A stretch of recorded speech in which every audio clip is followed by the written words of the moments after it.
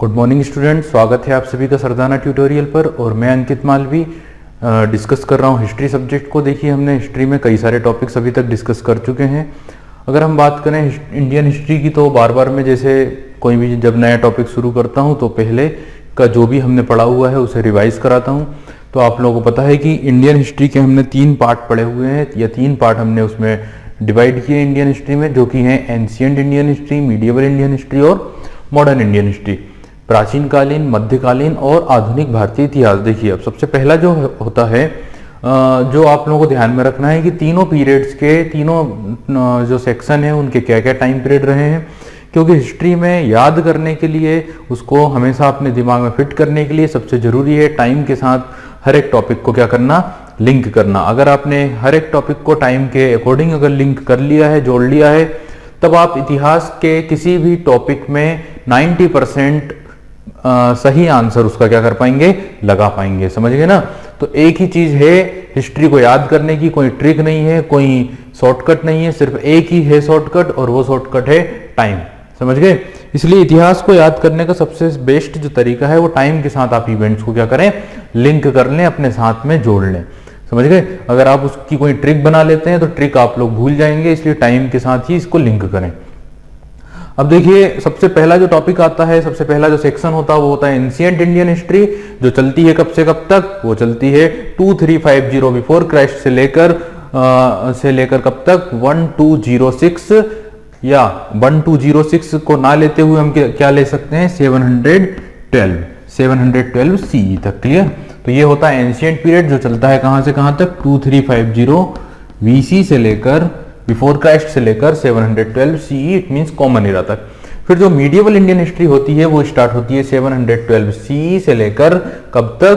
तो वो चलती है 1707 CE तक। और फिर जो थर्ड टॉपिक होगा वो होगा 1707 से लेकर 1947, इट मींस 1947 CE तक। क्लियर? अब सबसे पहले हम बात कर रहे हैं एंशिएंट इंडियन हिस्ट्री की, यानी प्राचीन कालीन भारतीय इतिहास की, जिसको हमने 3 सेक्शन में डिवाइड किया हुआ है। 3 सेक्शन जो है वो है pre historic, proto historic and third जो होगा वो होगा हिस्टोरिक। प्री हिस्टोरिक पीरियड उस पीरियड को बोलते हैं जिस पीरियड में या जिस टाइम के हमारे पास सिर्फ आर्कियोलॉजिकल सोर्सेस हैं, ना कोई लिटरेरी सोर्सेस, कोई भी लिटरेरी सोर्सेस नहीं है। प्रोटो हिस्टोरिक पीरियड उस पीरियड को बोलते हैं जिसके आर्कियोलॉजिकल सोर्सेस भी हैं और लिटरेरी सोर्सेस भी हैं, बट लिटरेरी सोर्सेस को हम अभी तक रीड नहीं कर सके हैं। समझ गए? और तीसरा होता है हिस्टोरिक पीरियड, जिसको हम उस पीरियड को बोलते हैं जिसके आर्कियोलॉजिकल सोर्सेस भी हैं, लिटरेरी सोर्सेस भी हैं, और लिटरेरी सोर्सेस को हम रीड भी कर चुके हैं। समझ गए ना? अब देखिए, दूसरी चीज जो ध्यान में रखनी होती है वो ये कि कौन कौन से पार्ट में कौन कौन से टॉपिक्स आएंगे। क्योंकि एक बार अगर आपने सारे टॉपिक्स को याद कर लिया कि कौन कौन से टॉपिक्स हैं जो इस पार्ट के हैं, तो अगर आपने वो टॉपिक ही याद कर लिए तो उनके अंदर की जो चीजें हैं वो अपने आप आपका माइंड क्या कर लेगा, कैच कर लेगा। देखिए, सबसे पहले जो पहला टॉपिक होता है प्री हिस्टोरिक पीरियड का, वो होता है स्टोन एज, जिसको हमने 3 पार्ट में डिवाइड किया हुआ है, जिनको हम बोलते हैं पेलियोलिथिक, मीजोलिथिक और नियोलिथिक। क्लियर? फिर प्रोटो हिस्टोरिक पीरियड, जिसमें हमने 2 सिविलाइजेशन के ऊपर बात करी है, जो कि है इंडस वैली और वैदिक सिविलाइजेशन। वैदिक सिविलाइजेशन में हमने 2 सिविलाइजेशन पढ़ी है, एक ऋग्वैदिक एज और दूसरी पोस्ट वैदिक एज। फिर आ जाता है हिस्टोरिक पीरियड या ऐतिहासिक काल। उस ऐतिहासिक पीरियड की बात की जाए तो वो होती है 600 BC से लेकर 712 CE तक।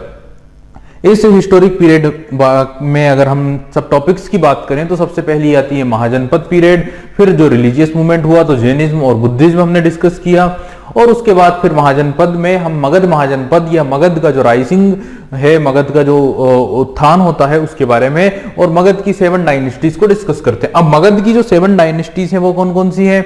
तो सबसे पहले नंबर पर आती है हर्यंका डायनेस्टी, उसके बाद शिशुनाग डायनेस्टी, उसके बाद नंद डायनेस्टी। नंद वंश के बाद फिर हम डिस्कस करेंगे फॉरेन इन्वेजन्स, जिसमें होंगे डेरियस का आक्रमण, और दूसरा है ग्रीक इन्वेजन जो कि होता है सिकंदर का। फिर हम डिस्कस करते हैं मौर्य डायनेस्टी, जिसमें हम मौर्य पीरियड में जो इंपॉर्टेंट रूलर्स हुए हैं उस समय के बारे में डिस्कस करने के बाद फिर आ जाता है post modern period. Post modern period में फिर अगेन मगध में रूल करने वाली 3 ब्राह्मण डायनेस्टीज कौन कौन सी? सबसे पहले नंबर पर आती है सुंग डायनेस्टी, पुष्यमित्र सुंग जिसके संस्थापक थे। दूसरी आती है कण्व डायनेस्टी और तीसरी आती है सातवाहन डायनेस्टी, जिसकी स्थापना की थी सिमुक नामक के एक व्यक्ति ने। उसके बाद आता है पोस्ट मॉडर्न पीरियड के फॉरेन इन्वेजन्स, इट मींस विदेशी आक्रमण। अब पोस्ट मॉडर्न पीरियड में जो विदेशी आक्रमण हुए उसमें 4 रूलर्स या 4 आक्रमणों को ध्यान में रखना है। पहला है इंडो ग्रीक्स, जिन्हें बैक्ट्रियंस कहा जाता था या इंडो बैक्टीरियंस कहा जाता है, या सिर्फ बैक्ट्रियंस, क्लियर। दूसरे होते हैं कौन से? दूसरे होते हैं पार्थियंस, जिन्हें भारतीय साहित्य में पहलप कहा जाता है। और थर्ड होते हैं कौन से? तो तीसरे जो इन्वेडर्स हैं उन्हें हम बोलते हैं शक या सीथियंस, जो सेंट्रल एशिया की एक ट्राइब थी, एक जनजाति थी। और चौथे होते हैं यूची या यूजी, जो चीन की एक ट्राइब थी, जो सेंट्रल चाइना के नॉर्थ वेस्ट में निवास करने वाली एक जनजाति हुआ करती थी। तो लास्ट हमने डिस्कस किया चीन में निवास करने वाली यूची जनजाति, और यूची जनजाति के बाद यूची जब सेंट्रल एशिया में गई तो उसमें से उन्हीं की जो 5 मूल शाखाएं हुआ करती थी, उन 5 शाखाओं में से सबसे शक्तिशाली जो शाखा थी वो थी कुषाण। और कुषाणों ने अपना एक सेपरेट एम्पायर डेवलप किया, एक विशाल साम्राज्य बनाया। उस कुषाण साम्राज्य को हमने डिस्कस किया। उस कुषाण साम्राज्य के सबसे पावरफुल, सबसे महत्वपूर्ण जो रूलर रहे वो रहे कनिष्क। कनिष्क प्रथम या कनिष्क 127 से 140 सी तक का रूल उनका रहा। यहां तक हम डिस्कस कर चुके हैं। अब आता है लेक्चर नंबर 8, जिसका नाम है संगम पीरियड। तो अब हमको बात करना है संगम पीरियड, संगम काल की, जो रिलेटेड है दक्षिण भारत या साउथ इंडिया से। तो अब आप लोगों का जो फोकस होगा वो पूरी तरह से होगा लेक्चर नंबर 8 पर, जिसका नाम है संगम पीरियड या संगम काल।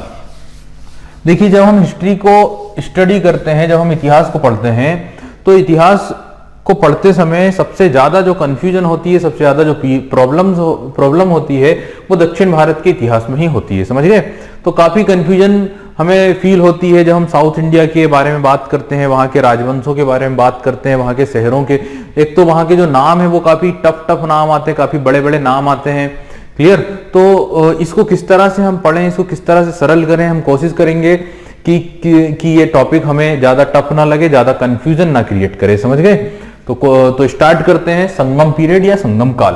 देखिए, सबसे पहली बात तो ये आती है कि संगम पीरियड का क्या मतलब होता है, संगम का क्या मतलब होता है। तो सबसे पहली बात तो ये, अगर आपके सामने ये वर्ड आता है संगम,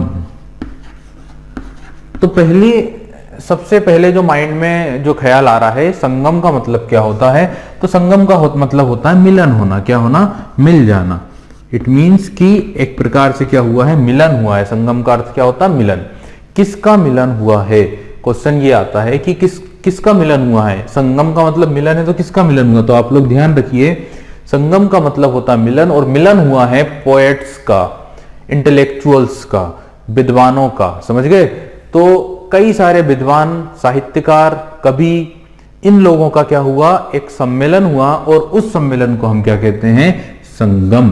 तो संगम का मतलब होता है एक प्रकार की गोष्ठी आयोजित की गई, एक प्रकार का सम्मेलन आयोजित किया गया, जिसमें हजारों की संख्या में कवि लोग पहुंचे, कवि लोग इकट्ठा हुए, विद्वान लोग इकट्ठा हुए, और उन्होंने अपना साहित्य लिखा, उन्होंने अपनी कविताएं लिखी, उन्होंने अपनी कहानियां लिखी, उन्होंने अपना साहित्य तैयार किया।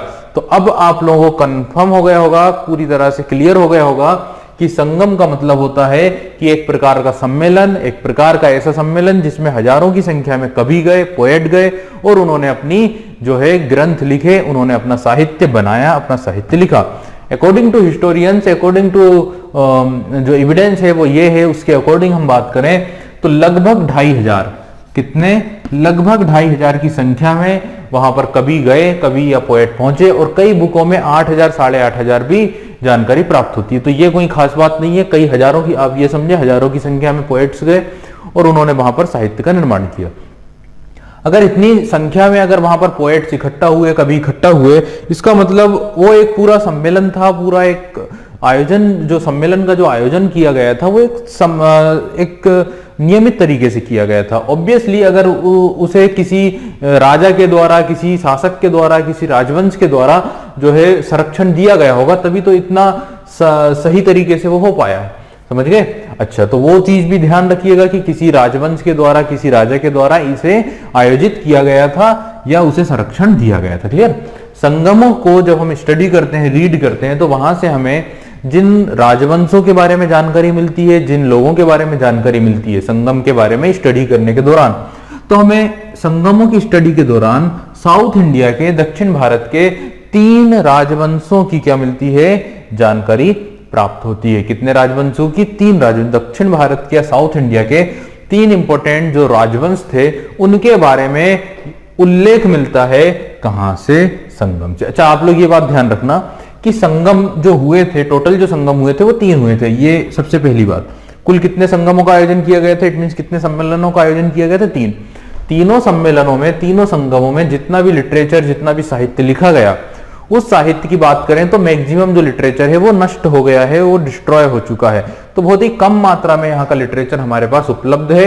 उन्हीं लिटरेचर से, उन्हीं साहित्यों से पढ़कर ये पता चला कि उस समय पर दक्षिण भारत में 3 इंपॉर्टेंट रूलर्स हुआ करते थे, 3 इंपॉर्टेंट डायनेस्टीज हुआ करती थी, जिनके नाम थे चेर, चोल और पांड्य। तो ध्यान रखिएगा, 3 important dynasties of south India, these are Chera, Chola and Pandya.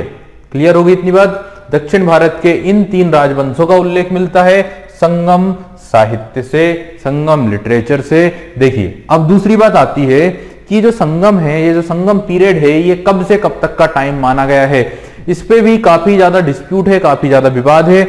अगर हम बात करें टाइम की, तो कई जगहों पर आपको टाइम अलग अलग मिल जाएगा। कई इतिहास की, हिस्ट्री की बुकों में आप लोगों को टाइम 100 बीसी से 300 सी तक का भी देखने को मिल जाएगा, कई में और भी ज्यादा मिल जाएगा। तो बेसिकली अगर हम माने तो सबसे एक्यूरेट जो टाइम है, जो कई बुक्स में हमें देखने को मिलता है, वो है 200 बिफोर क्राइस्ट से 200 कॉमन एरा तक। और यहां पर आप लोगों को 300 से 300 भी दिख जाए तो कोई गलत चीज नहीं होगी, कई बुकों में है। क्योंकि देखिए, जो भी लिटरेचर था, जो भी साहित्य था, वो डिस्ट्रॉय हो चुका है। तो एग्जैक्ट जो डेट है उसके बारे में सही सटीक बात कह पाना क्या होगी, गलत होगी, या हम सही बात नहीं कह सकते इस समय पर, समझ रहे। जैसे कि आप लोगों ने एक इंस्क्रिप्शन पढ़ा था किसका, खारवेल का इंस्क्रिप्शन, जो उदयगिरी की गुफाओं में हमें प्राप्त होता है, समझ गए। तो खारवेल का एक हाथी गुफा इंस्क्रिप्शन है जिसकी 17 लाइन है, और उन 17 लाइनों में से सिर्फ 4 लाइनें ऐसी हैं जिनको रीड कर सकते हैं, और वो भी अनडेटेड है। इट मींस कि उसमें तारीख नहीं है, इसलिए टाइम कहीं कहीं पर हमें कंफ्यूजन वाला टाइम होगा, तो हमें एग्जैक्ट नहीं तो अनुमानित टाइम ध्यान रखना है। तो अगर टाइम की बात करें तो क्लियर हो गया, टाइम कितना था, 200 बीसी से लेकर 200 सी तक। कौन कौन से राज्यों का वर्णन मिलता है, चेर, चोल और पांड्य। ठीक है। अब देखिए, जो संगम साहित्य लिखा गया है, जो संगम लिटरेचर लिखा गया है, ये इन राज्यों के द्वारा लिखा गया है, इन राज्यों के शासनकाल के समय लिखा गया है। इन तीनों राज्यों में सबसे पावरफुल जो राज्य हुआ था उस समय पर, वो कौन हुआ था, पांड्य राज्य। कौन सा राज्य हुआ था, पांड्य। इट मींस कि इन संगमों का आयोजन किन शासकों के द्वारा कराया गया होगा, पांड्य शासकों। लगभग 197 पांड्य रूलर्स रहे जिन्होंने इन संगमों को संरक्षण दिया, या जिनके समय पर ये संगम का आयोजन किया गया। तो ध्यान रखिएगा, उस समय के सबसे जो पावरफुल रूलर्स हुआ करते थे साउथ इंडिया के, वो कौन थे, पांड्य। और संगमों का आयोजन किसने कराया था, पांड्यों ने कराया था। कोई डाउट अभी इसमें, ठीक है। यहां पे अगर हम बात करें चोलों की, तो ये नाम आप लोगों ने काफी सुना होगा, लेकिन उस समय पर चोल उतने पावरफुल नहीं थे जितने कौन थे, पांड्य। लेकिन चोल वापस से क्या होंगे, डेवलप होंगे, वो वापस से शक्तिशाली बनेंगे। देखिए, अभी तो जो टाइम चल रहा है ना, वो चल रहा है कितना, 200 बीसी 200 सी तक। इसके बाद चोलों का पतन होगा, और धीरे धीरे धीरे धीरे एक छोटे से स्टेट के रूप में वो रहेंगे। और जब मिडिल पीरियड आएगा, मध्यकालीन इतिहास आएगा, तो लगभग 850 सी में चोलों का विकास, चोलों का डेवलपमेंट शुरू होगा, और वो अपना एक स्वतंत्र शक्तिशाली राज्य स्थापित करेंगे, जो लगभग 1300 सी तक चलेगा। कब तक चलेगा, 1300 सी तक। क्लियर होगी बात। तो मीडिएवल पीरियड में सबसे पावरफुल रूलर कौन बनेंगे, चोल। तब तक ये कोई नहीं रहेंगे, कौन, चेर, पांड्य कोई नहीं रहेगा, सिर्फ और सिर्फ कौन रहेगा, चोल। इट मींस चोल वो रूलर्स रहे जो अपना अस्तित्व बनाए रखे, कब से, 200 बीसी से 200 सी के बाद भी अपना अस्तित्व बनाए रखे, और कब तक रहे, 850 से लेकर 1300 सी तक। और उस समय उन्होंने दक्षिण भारत के सबसे महानतम, सबसे शक्तिशाली साम्राज्य की स्थापना की। क्लियर, ठीक है। उनके कुछ शक्तिशाली रूलर्स भी हुए, जैसे राजेंद्र चोल, या पारांतक, या विजयालय। समझ गए। तो या राजा राज जो सबसे प्रसिद्ध हुए, जिन्होंने तंजावुर में एक बृहदेश्वर नामक भगवान शंकर का मंदिर भी बनवाया, वो सारी चीजों को हम डिस्कस करेंगे बाद में। फिलहाल हम ये समझ लें कि संगम पीरियड इस समय से इस समय तक रहा। संगम साहित्य जो लिखा गया उसमें 3 स्टेट्स की जानकारी मिलती है जिनके नाम थे चेर, चोल एंड पांड्य। इन तीनों में सबसे पावरफुल जो स्टेट हुआ वो पांड्य हुआ, इसलिए संगमों का आयोजन किसने कराया? पांड्यों ने कराया। क्लियर। अब देखिए आगे की बात, नेक्स्ट पॉइंट।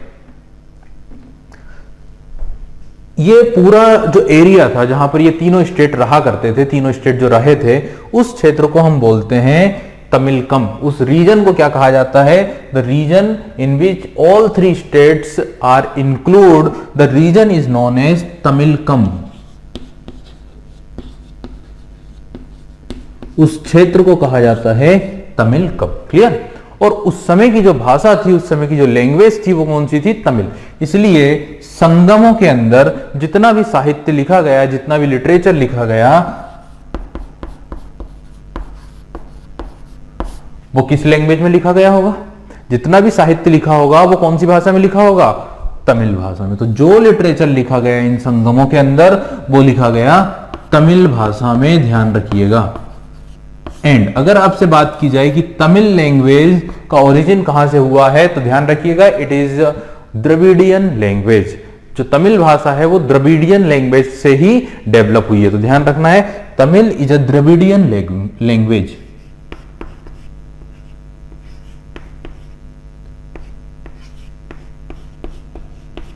ये एक द्रविडियन भाषा है या द्रविडियन लैंग्वेज है। क्लियर होगी इतनी बात?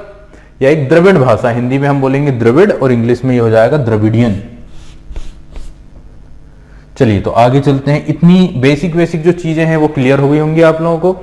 अब हम कुछ डिस्कस कर लेते हैं, कुछ नक्शे से समझ लेते हैं, मैप से समझ लेते हैं कि आखिर ये चेल, चोर, पांड्य उस समय पर कहां पर एग्जिस्ट किया करते थे और आज के समय पर कहां पर एग्जिस्ट किया करते हैं, और उस समय के बाद या उस समय पर और कौन कौन से स्टेट्स वहां पर थे।